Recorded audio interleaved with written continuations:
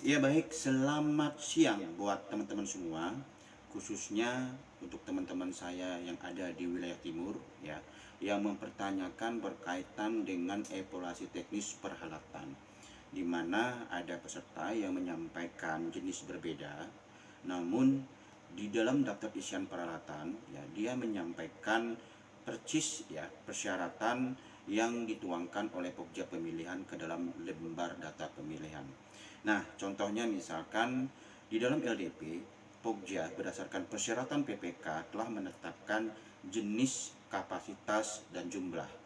Nah, jenis, kapasitas, dan jumlah ini merupakan unsur yang substansi yang harus dinilai oleh Pokja pemilihan berdasarkan dokumen penawaran yang nantinya disampaikan oleh peserta.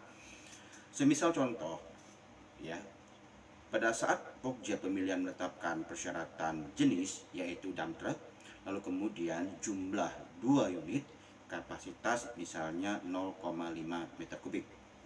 Nah, artinya apa?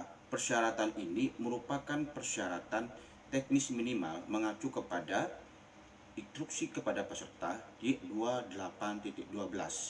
Disebutkan bahwasannya evaluasi teknis dilakukan dengan sistem gugur. Ya, evaluasi teknis dilakukan oleh Pokja pemilihan dengan membandingkan persyaratan teknis minimal yang ditetapkan dalam LDP. Nah, yang mana yang dimaksud teknis minimal? Jadi teknis minimal ini tentu artinya boleh dong ya peserta itu menawarkan nantinya berbeda sepanjang teknis minimal ini ya terpenuhi dulu. Nah, kita coba bahas satu persatu. Tadi saya mengatakan bahwa Pokja pemilihan menetapkan jenis ya, berarti di sini adalah jenisnya dump truck ya, minimal dump truck ya. Yang kedua kapasitas tadi 0,5 meter kubik, minimal jadinya 0,5 meter kubik ya. Lalu kemudian jumlahnya 2, jadi minimal 2. Nah, artinya apa? Pada saat peserta itu telah mendapatkan informasi terhadap persyaratan yang ada di LDP, maka tentu saja ya peserta itu boleh menawarkan jenis yang berbeda, kapasitas yang berbeda, dan jumlah yang berbeda sepanjang teknis minimalnya tercapai.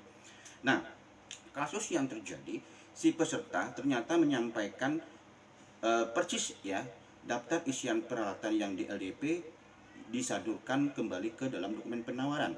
Jadi di dalam dokumen penawaran terhadap usulan peralatannya maka di sana tercatat jenisnya dump truck, kapasitasnya 0,5 meter kubik dan jumlah 2 unit. Jadi percis. Tapi kemudian ternyata bukti kepemilikannya di dalam bukti yang disampaikan adalah light truck. Kapasitasnya 2 unit, terus kapasitasnya adalah 0,5 meter kubik, lalu jumlahnya adalah 2 unit. Jadi sama ya. Yang jadi pertanyaan, apakah dengan menawarkan light truck itu sesuai ketentuan atau tidak? Nah, tadi sampaikan bahwa teknis minimal kan dump truck ya.